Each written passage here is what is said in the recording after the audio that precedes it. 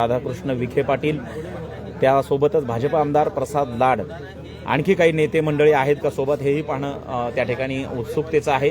आणि अगदी या ठिकाणी कुठल्याही क्षणी आता मनोजदादा जरांगे पाटील यांना भेटण्यासाठी मनोजदादांना भेटण्यासाठी सरकारचं शिष्टमंडळ आंतरवली सराटीत दाखल होत आहे। या ठिकाणी आपल्या यूट्यूब चॅनलच्या माध्यमातून जवळपास हजारो बांधव या ठिकाणी लाईव्ह पाहतायत आणि आपल्या फेसबुक पेज यावरून देखील शेकडो बांधव या ठिकाणी आत्ताची या घडीची आंतरवली सराटीतली ही बातमी आहे ते या ठिकाणी लाईव्ह पाहतायत।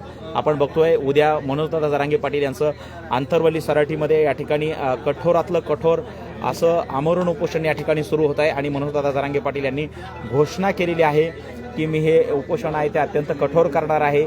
हे उपोषण आहे ते मी बिगर अन्न पाण्याविना करणार आहे, उन्हात बसून करणार आहे, बाजावर बसून करणार आहे, डोक्यावर कुठल्याही प्रकारचं काही ठेवणार नाही, तिथे पंखा नसेल ना झाडाची सावली असेल, शेतामध्ये बसून बाजावर बसून उन्हात अनात रखरखत्या उन्हात कठोरातलं कठोर आमरण उपोषण करण्याचा धाडसी निर्णय संघर्षोदय मनोजदादा जरांगे पाटील यांनी घेतलेला आहे।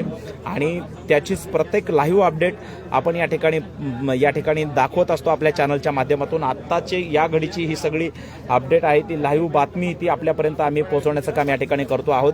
आणि या ठिकाणी शेकडो मराठा बांधव देखील उपस्थित झालेले आहेत। मोठ्या संख्येने या ठिकाणी मराठा बांधव देखील आंतरवली सराटीमध्ये आपल्याला पाहायला मिळत आहेत। सरपंचाच्या मळ्यामध्ये या ठिकाणी महाराष्ट्र शासन यांचं शिष्टमंडळ जे आहे राधाकृष्ण विखे पाटील आणि भाजप आमदार प्रसाद लाड सत्ताधारी पक्षाचे आमदार आहेत।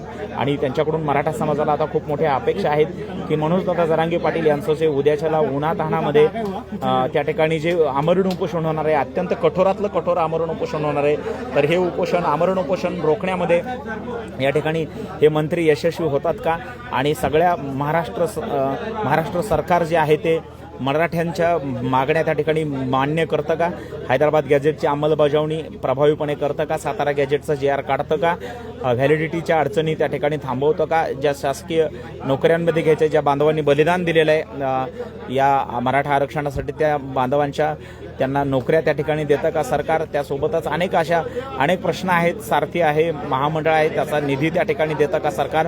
आणि मराठा साम्राज्याचा जो नकाशा आहे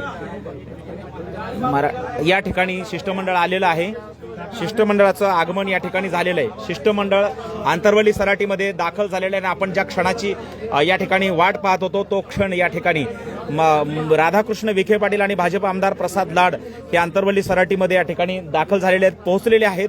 आणि संपूर्ण या ठिकाणी आता या ठिकाणचं जे चित्र आहे ती परिस्थिती या ठिकाणी आपण बघतोय की